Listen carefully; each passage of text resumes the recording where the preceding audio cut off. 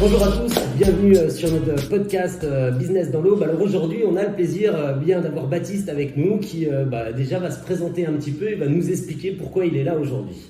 Bonjour Yann, écoutez, merci déjà de ton invitation. Avec grand plaisir. Baptiste Gatuga, je suis agriculteur dans l'Aube, dans le petit village de Viré-Saint-Pierre qui compte 300 habitants.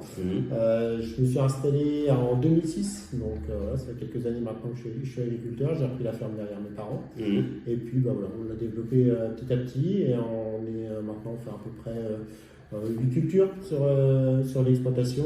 Okay. De la betterave, du chanvre, de l'œillette, pas mal de cultures pour répondre aussi à la demande du marché. Et puis en matière agricole, je me panne pas mal dans mon boulot. Et puis j'ai aussi des responsabilités hors de mon exploitation. Donc je suis élu à la Chambre d'agriculture de l'Aube.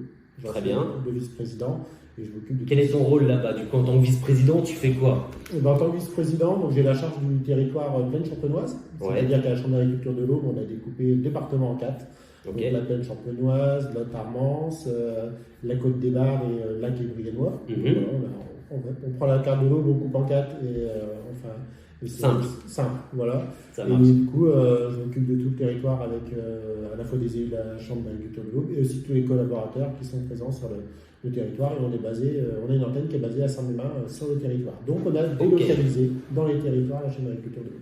Très bien. Bon, alors, moi je t'ai fait venir aussi aujourd'hui et merci de ta présence pour une simple et bonne raison. J'aimerais que tu nous parles un peu de l'actualité. On a vu que le domaine agricole avait fait parler un petit peu de lui dernièrement.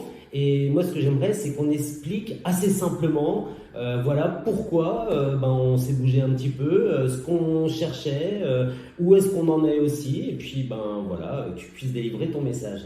Alors la mobilisation elle a été forte de l'ensemble du milieu agricole. C'est vrai que d'habitude c'est plutôt par secteur, des choses comme ça. Puis il y a de temps en temps un moment de rassemblement.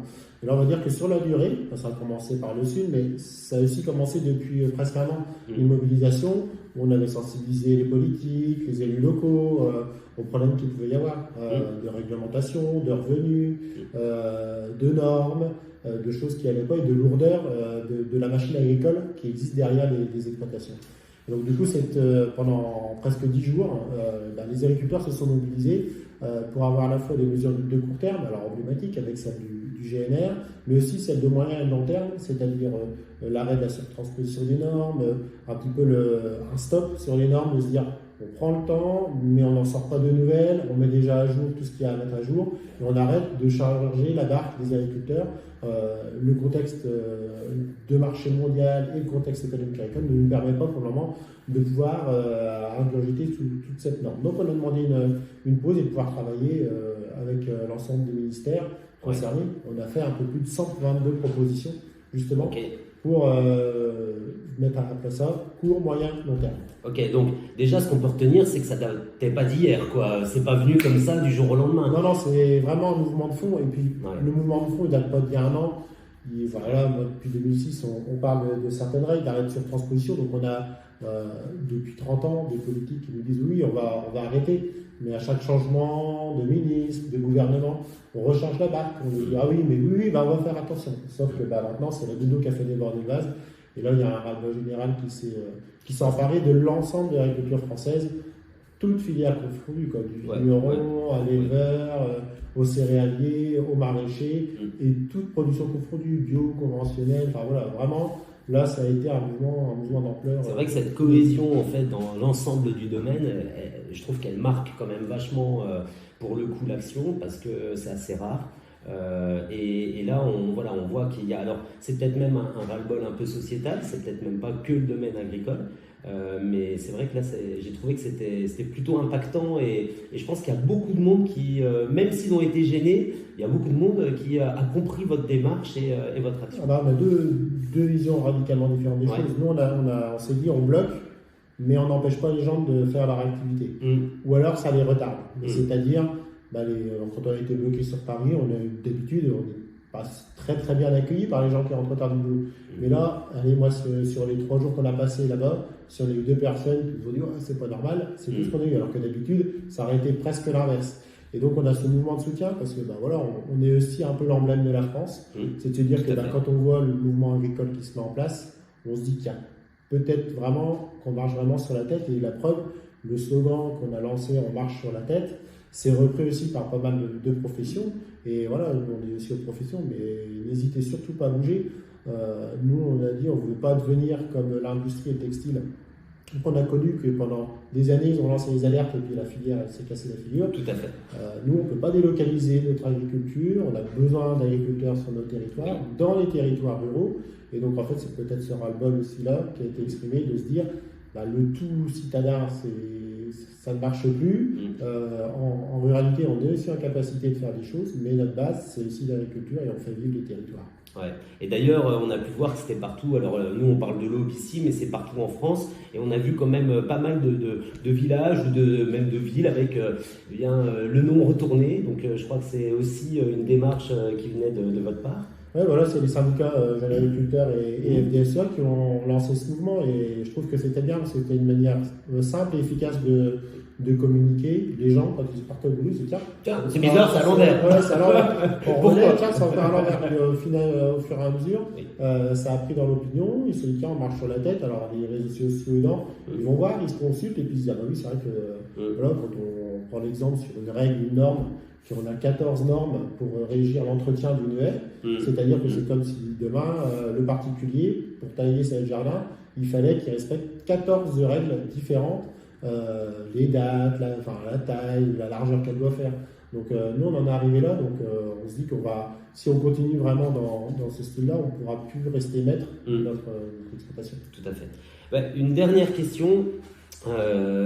Comment vois-tu, là c'est vraiment une question sur l'emploi, sur le marché, au niveau du domaine agricole, comment vois-tu l'emploi en 2024, en 2025 si tu as une idée, je ne sais pas si tu en as une, mais de ta fenêtre, comment tu le vois et puis voilà, que peux-tu nous donner comme info toi sur ta spécialité? En termes d'emploi, l'agriculture, tous les domaines confondus, a besoin de main-d'œuvre. Okay. Voilà, les exploitations se sont restructurées, donc sont de taille plus grande, se sont diversifiées dans leur production, et donc ont besoin de main-d'œuvre, alors à la fois qualifiée, mais aussi non qualifiée, saisonnière et aussi à plein temps. Le domaine viticole est connu pour les palissages, les vendanges, mais dans le domaine, on va dire plutôt des grandes cultures, on a aussi besoin de saisonniers à différentes périodes de l'année, et on a aussi besoin d'ouvriers et de collaborateurs qualifiés, voilà, pour la conduite d'engins, qui se spécialisent, qui se robotisent, qui se numérisent. Donc voilà, on appuie cette image de on conduit le tracteur et c'est tout. Voilà, il faut conduire le tracteur. Mais voilà, ils sont prêts, ils sont équipés de GPS, de beaucoup de numérique et de digital, de transmission en direct. Donc il faut arriver à avoir ça. Donc il nous faudra tout type de main-d'œuvre. De la main-d'œuvre qualifiée, peu qualifiée. Et sur l'Aube tout autant. Et sur l'Aube tout autant. Et voilà, on a quand même un gros potentiel de producteurs de légumes, des choses comme ça, où on a besoin de... Et pour le moment, c'est vrai qu'il y a une vingtaine d'années, on avait peut-être un poste pour 5 candidats. Maintenant, on a 5 postes pour un candidat. Donc, le candidat choix. Donc, c'est un peu la guerre.